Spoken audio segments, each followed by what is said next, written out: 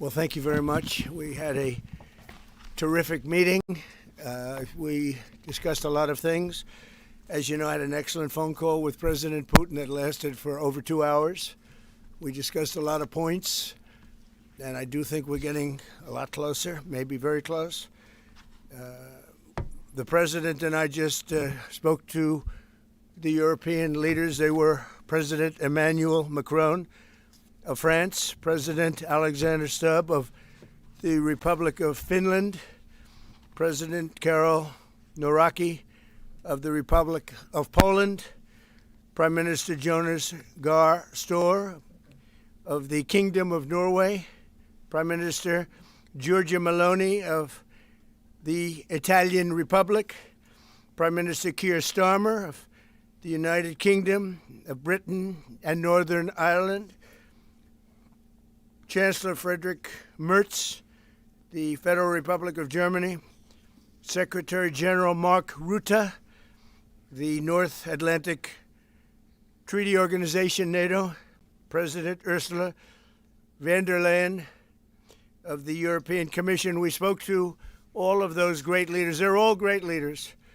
And we had a great talk with them after we were completed. We thought it was appropriate to speak with them.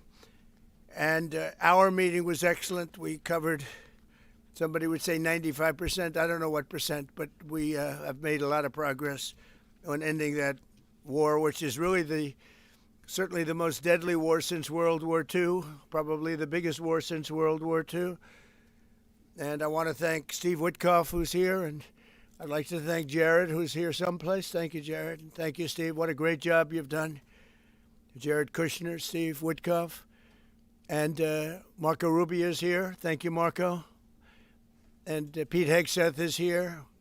Those two people are doing an unbelievable job. And the four people on this one are doing, I don't think anybody could do it. And we'll see if it gets done, but it's very close, certainly. Nobody would even have a chance of getting it to where it is right now. Nobody would have thought that was possible. So I just want to say we've done very well. We've had discussions on just about every subject. And that includes with President Putin before. And we went into great detail, and we likewise went into great detail today. And it was an honor to have you at Mar-a-Lago and have lunch. I hope you enjoyed the food. Your people enjoyed the food, I can tell you that. You're big, strong people. Your general over there looks like Central Casting. I want to also, by the way, speaking of generals, we have a great general. General Raisin Kane, who is here someplace. Thank you. General, thank you very much. He's great. So, Mr. President, maybe you want to say a few words, and then we'll speak over the next couple of weeks. We'll speak probably quite a bit, but we'll speak tomorrow. Thank you very much.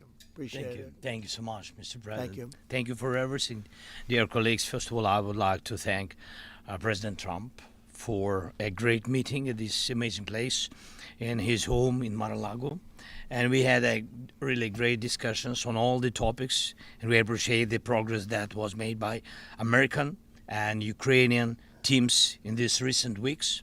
Special thanks to Steve Witkoff and Jared Kushner, and thank you for their engagement and full commitment, and also to our team, and first of all to Rustem Umerov and General Gnatov, and to all our teams. And we discussed all the aspects of the peace framework, which includes, and we have a great achievements, 20-point peace plan, 90% agreed, and U.S.-Ukraine security guarantees, 100% agreed. U.S.-Europe-Ukraine security guarantees, almost agreed. Military dimension, 100% agreed.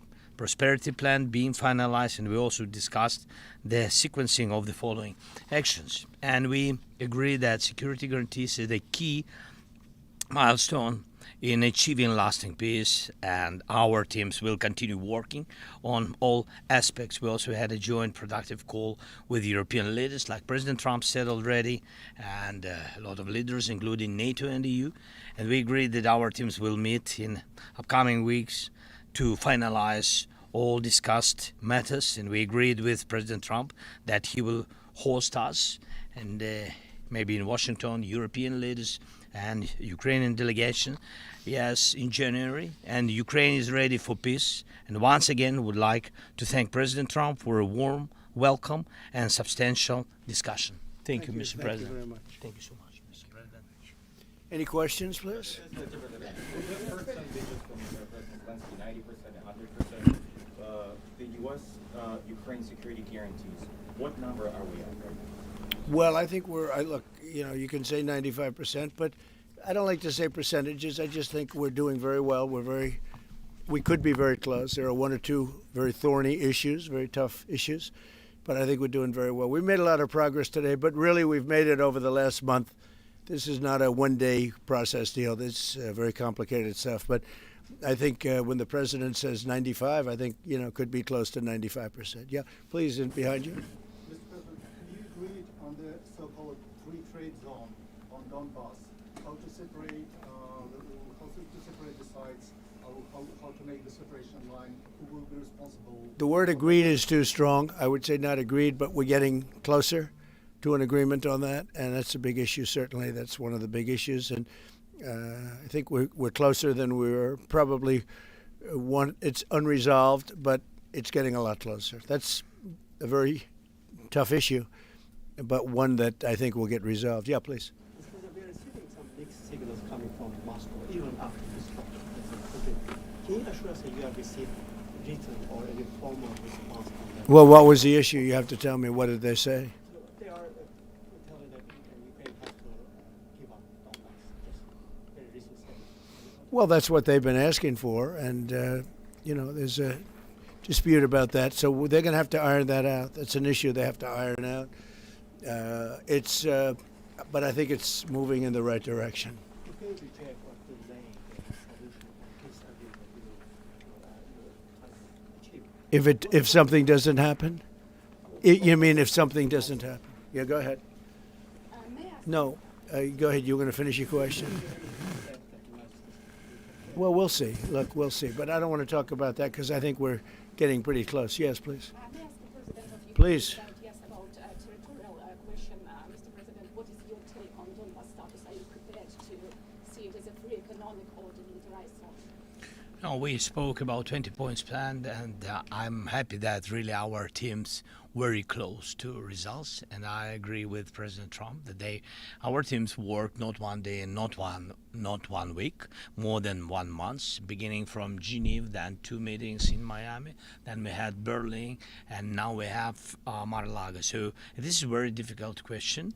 You know our position, so it's we have to respect our law and our people. We respect the territory which we control, and of course our attitude is very clear. That's why President Trump said this is a very tough question, and of course we have with Russians different positions on it. And have you discussed referendum about? No, when we speak about referendum, we spoke that it's one of the key. We can have referendum on any kind of points of this plan. I said that we can use referendum like for the plan, or we cannot use referendum. It's one of the key. We can use, this possibility of parliament to vote according to the law or to have referendum. Doesn't matter. This referendum, if the plan will be very difficult for our society, very difficult, of course our society has to choose and has to vote, because it's their land, the land not of one person, it's the land of our nation for a lot of generations. They'll probably have to get their plan approved by Parliament or by referendum of the people. You would think that they want, I know they had a poll that it's 91% in favor of ending this war, so they want to end it like everybody wants. Russia wants it ended, everybody wants it ended, and we want it ended. I want it ended because I don't want to see so many people dying. We're losing massive numbers of people, the biggest by far since World War II. So we want to see it ended, absolutely. President Yes. Trump, you said at the top that you plan to speak again tomorrow. Is that correct? I might. It depends on what happens tomorrow. If there's an additional something to add, otherwise there's no reason to. We're in the process. Jared and Steve are working very hard to get something done, and if there's something that comes up, I'd speak, but otherwise I don't think there's any reason to. In your mind, sir, what are the thorniest issues still unresolved after the? Well, I think the land you're talking about, some of that land has been taken. Some of that land is maybe up for grabs, but it may be taken over the next period of a number of months. And you're better off making a deal now. Look, let me tell you, they have been very brave. They fought very hard and continue to fight very hard and do tremendous damage. But Russia would like to see it end, and Ukraine would like to see it. And I think it's time to end. And a lot of very brave people, a lot of people that are dead right now, unfortunately, because I've said, and nobody's disputed it, that if the election weren't rigged and stolen, 2020, you wouldn't have had this war. It would have never happened. And it didn't happen for 4 years. Never was even thought to happen. And I spoke with President Putin. I got along with him very well, despite the Russia hoax, which was a total hoax. He used to say, what is going on over there? But it was a total hoax, as he knew and as I knew. But I spoke to him, and we'd talk about Ukraine. I've said it before. It was the apple of his eye, but he wasn't going to do anything about it. He didn't do anything about it until I was gone, and then a lot of really bad statements were made by people, by a lot of people, I guess, but by a certain president that we had who was a disaster. Yes? Do you anticipate going to Ukraine if you can get to an agreement? And I know I'd have you no said problem earlier- with doing it. I have no problem with doing it. Don't anticipate it. Would like to get the deal done and not necessarily have to go. I've offered to go and speak to their parliament. And, if that would help, I don't know if that would help. I think it would probably help, but I don't even know if that's... You're welcome. Yeah, no, I know. Always. So I'm not sure that it would be really necessary. But if it would help save 25,000 lives a month or whatever it may be, I would certainly be willing to do that. Yeah, please. No, behind you. Where are you from? From Ukraine. Good, I had a feeling. Good. How about Zaporizhzhia nuclear plant? Have you discussed this? On what? Zaporizhzhia nuclear plant. Yeah, we discussed that at length today. As you know, it's in pretty good shape. It can start up immediately, almost immediately. And it's one of the things I discussed with President Putin.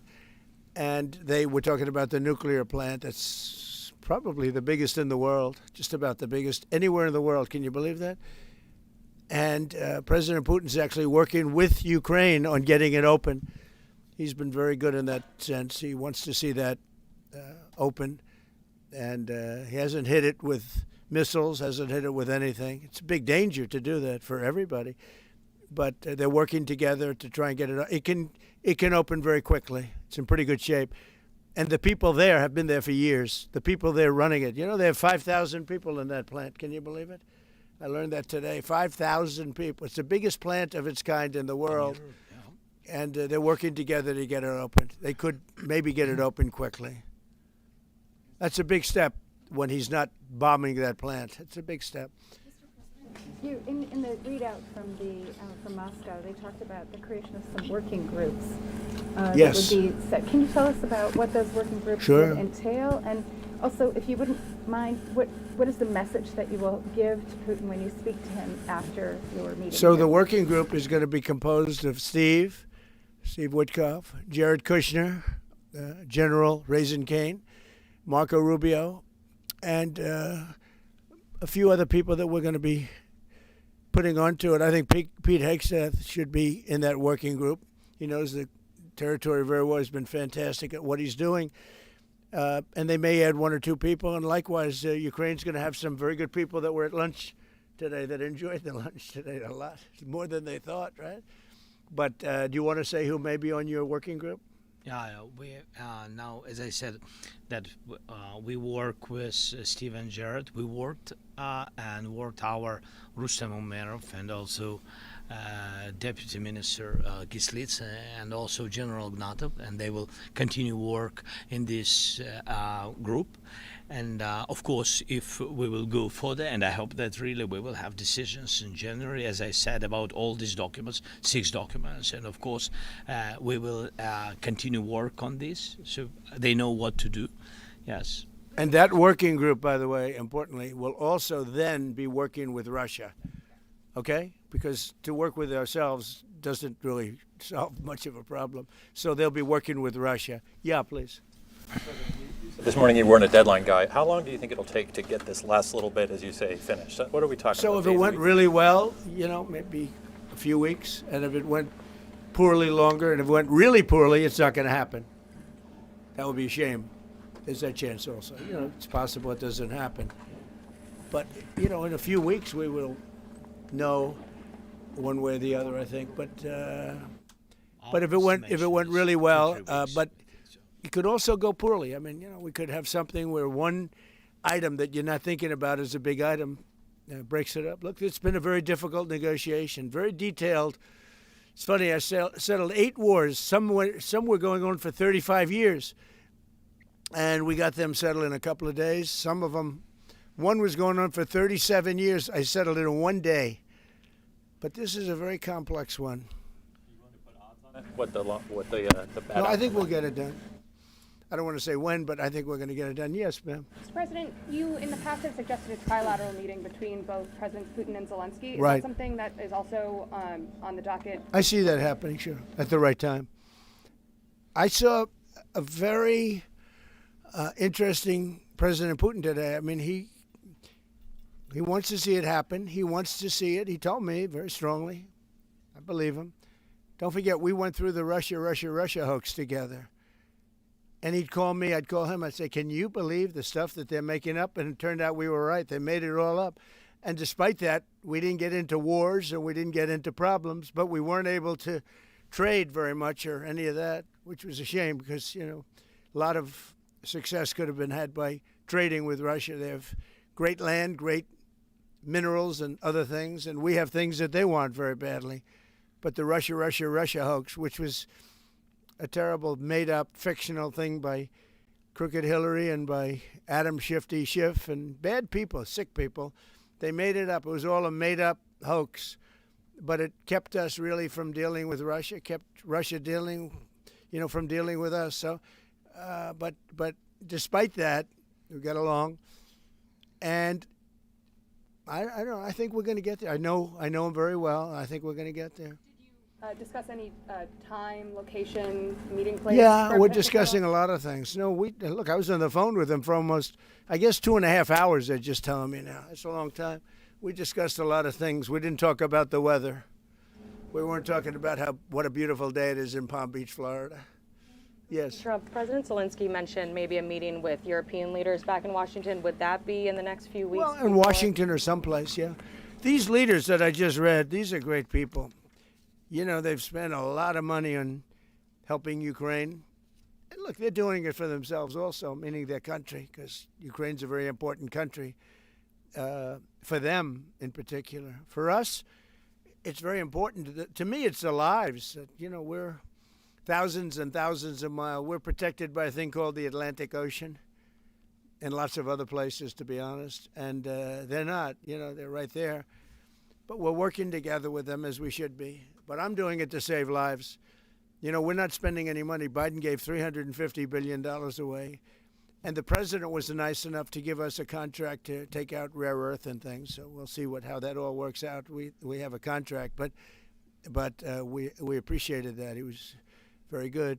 But we'll see how that works out. But if you think about it, we're going to have I really believe we're probably, Mr. President, by far closer than ever before with both parties. We had some times when he was close and President Putin wasn't. Then we'd have President Putin was close and he wasn't. You saw that in the White House. But I think they both want to see it happen. In your conversation with... You're saying that you've said multiple times that you want to stop the killing. And nearly 100 American citizens died in Ukraine on the Yeah. What's your message to their families whose loved ones died fighting? Well, look, I mean, the message is so obvious. It's what a shame. They died in a foreign country. And some are celebrated people. They're very celebrated. But so sad that a thing like that would happen. Yes, ma'am.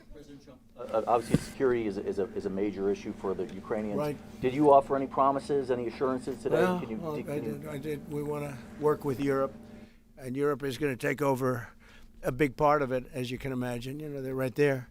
But we're going to help Europe 100%, like they'd help us. Yes, ma'am, you were going to say something? Yeah, I was just going to ask, when your conversation... Who are you with? Andrea Shalal with Reuters. That's what I thought. Yeah, so in your conversation with President Putin, did you discuss what responsibility Russia will have for any kind of reconstruction of Ukraine post I did. an agreement? I did. they're going to be helping. Russia's going to be helping. Russia wants to see Ukraine succeed. Once it sounds a little strange, but I was explaining to the president, President Putin was very generous in his feeling toward Ukraine succeeding, including supplying energy, electricity, and other things at very low prices. So a lot of good things came out of that call today. But they were in the works for 2 weeks with Steve and with Jared and Marco and everybody. Did Russia agree, or did Putin agree to a ceasefire to allow a referendum to take Not a place? ceasefire, and that's one of the points that we're working on right now. No, not a ceasefire. He feels that, look, they're fighting and to stop, and then if they have to start again, which is a possibility, he doesn't want to be in that position. I understand that position. The president feels strongly about that or something, but I think we're finding ways that we can get around that. But I understand President Putin from that standpoint. You have to understand the other side. And, I'm on the side of peace. I'm on the side of stopping the war. So, but I think that's a problem that's going to get solved, Would people who live outside of Ukrainians who fled during the war be allowed to participate in the referendum? What do you mean, people where live? The people that left. refugees So who fled to Poland and Germany. if we speak about the people who are abroad, who are not on the territory of Ukraine, you mean that in Poland, in Germany, we have millions of people. Yeah, they have a referendum in the same of elections. In the same way how people come and vote, they have rights for this. And of course they have to come. That's why if we will come to referendum, yes, if we will come to such decision, people need infrastructure for this, and it's not simple, and that's why we spoke about it. It can't be in one day, very quickly. It's difficult because we need infrastructure. When you have millions of people, you have to build it in Europe, mostly in Europe for today. President Trump, I know you sound an optimistic note here, but what happens in a few weeks if things sputter? What are you prepared to do? They keep fighting, and they keep dying. No good. But if things don't happen, they keep fighting, and they keep dying.